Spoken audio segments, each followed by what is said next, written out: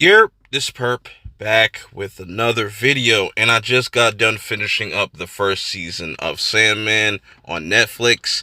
Man, I didn't know anything about this character. I just heard about his name, throughout just different, mediums and stuff like that. So this week, I decided to check out the first season because it dropped, and man, this was a really entertaining watch, a really dope show. I think Netflix definitely has another hit series on their hands. So this is a story of Dream, our main character, and he is pretty much the Dream Lord of his realm and stuff. And they pretty much explain that he has other siblings like Destiny, Death, Despair, and Desire, and a bunch more. You do get to see some of those throughout this first season, and man, do they have so many interesting characters, villains, and just the way that they just build up this story makes me really want a season two. But starting with Dream, he is definitely the most interesting character, him being the main lead and just everything kind of revolving around his character. I like how the first episode kind of introduces you to his character, what his like kind of philosophy is, or just giving you a brief description of who he is. And then all of a sudden he is, you know, while he's trying to stop one of his rogue nightmares, because he pretty much controls both dreams and nightmares, and he creates all these different types of beings. He gets popped out of whatever he was doing at first, and then he is trapped by Tywin Lannister's character. That's all. I'm gonna just reference him as Tywin Lannister because that's all I can see when I see that actor.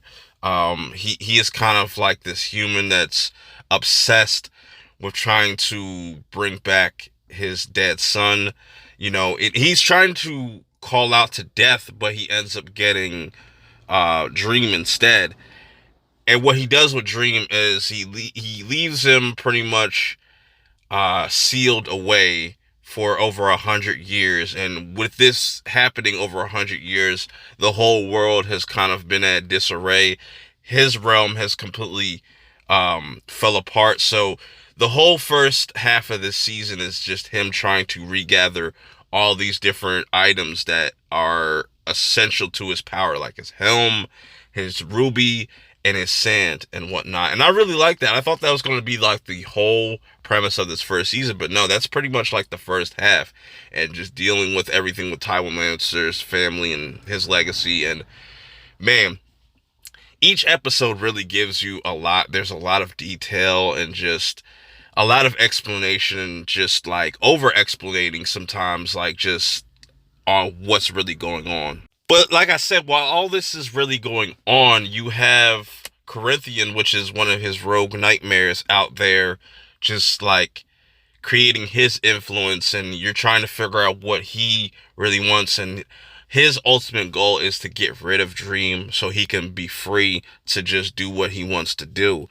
And I like that. I really like that. I'm wondering if we're going to see Corinthians or different Corinthians down the line. Maybe or maybe not.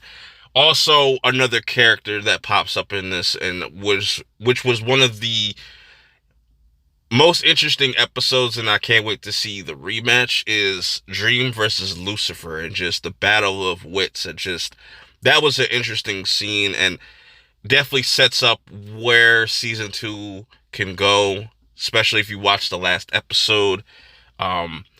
But by far, I think some of my favorite episodes were like episode 5, where you have one of the descendants of Tywin Lannister's character. I think his name was Magus or something like that. His son John gets his hands on the ruby, and you see what that could do. Pretty much they display like what these powers that Dream has can do if they fall into the wrong hands. And I've just absolutely loved that diner scene, and just him just getting a just a little bit of that power, just what that could just do in the wrong hands is incredible. But episode 6 is definitely, I feel like, my personal favorite, because that's where we actually get to meet Death. And Death is not what I expected it to be. And I like that, because usually when we see Death, we think of like Grim Reaper, or just something soulless or demonic. But no, like, Death is honestly like really peaceful, and that was a really sad episode. And in the second half of that episode, we kind of see more of Dream's character, and him actually having a friend at one point, where they had this immortal guy that he pretty much, this mortal man that, claimed that he was never going to die. He kept popping up every uh once every 100 years and stuff like that. And I really like how they portray Dream's character, that like he really takes his job very serious, that he needs to make everything right, and he believes in humanity. And that's another thing that they kind of really touch on, the whole God versus man kind of conversation and creation. And it's a lot of biblical stuff that's just really interesting throughout this whole entire series.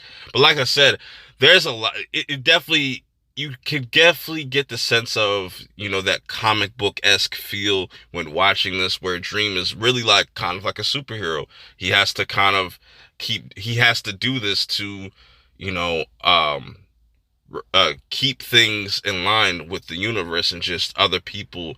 And there's other people or other beings or other entities that want to take that away. Enter Desire, which, where you kind of find out that the person behind all of this, well, most of all the stuff that's been going on in this first season, is because of Desire trying to pretty much get rid of Dream. And I think that's going to be another thing that is going to be for that they're going to kind of expand on in future seasons. And I definitely see that this series getting like 5 seasons, maybe a little bit more. It depends on how they want to go about it, but I felt like they gave a really full season. You know what I'm saying? I even like the special effects, just how everything came together. A lot of the shots were dope. Each episode just feels unique. Nothing feels kind of repetitive. Something new and fresh every time you go to watch one of these episodes. But yeah, this is just my quick take on Sandman and how I felt about it. I really enjoyed it from all the different characters. We also get introduced to a really important character in the second half of this series named Rose. And Rose has a whole connection going back to like the very first episode. And I loved how that all kind of played out. And that all ties in with what Desire was trying to do. And you know what I'm saying? And I'm curious to see where they're going to take Rose's character, because that's a really interesting aspect to me about the show, is that they're able to introduce all these different new characters and kind of give certain characters more shine, and not just focus all on Dream. You know what I'm saying? And all the actors did a really good job with their performances throughout this whole entire season.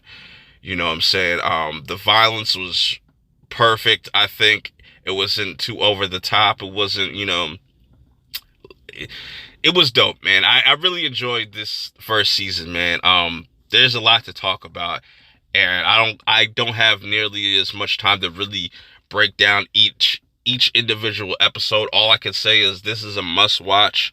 You should definitely check this out if you haven't. You know what I'm saying? If you have, let me know in the comments below. How do you feel about Sandman? If you have read the comics or the graphic novel, whatever it's called, you know what I'm saying? How does that compare to Netflix's adaptation? Because, Netflix always gets a bad rap for their adaptations. And for the most part, it seems like people are really pleased with it when you see it on social media. But I'm looking forward to seeing a lot of these different characters, you know what I'm saying? I definitely want to see Rose again, and her brother, and just all that, how that was kind of a big focus towards the second half, where, Rose was trying to find her brother. They were separated. A lot of interesting interconnective, like, storytelling going on in this first season. The tie-ins, the callbacks and stuff like that is really well done. The foreshadowing and stuff like that. But yeah, I don't want to. I'm just rambling right now. But definitely go check this out if you haven't. Till next time, I'll see you on the next one. Peace.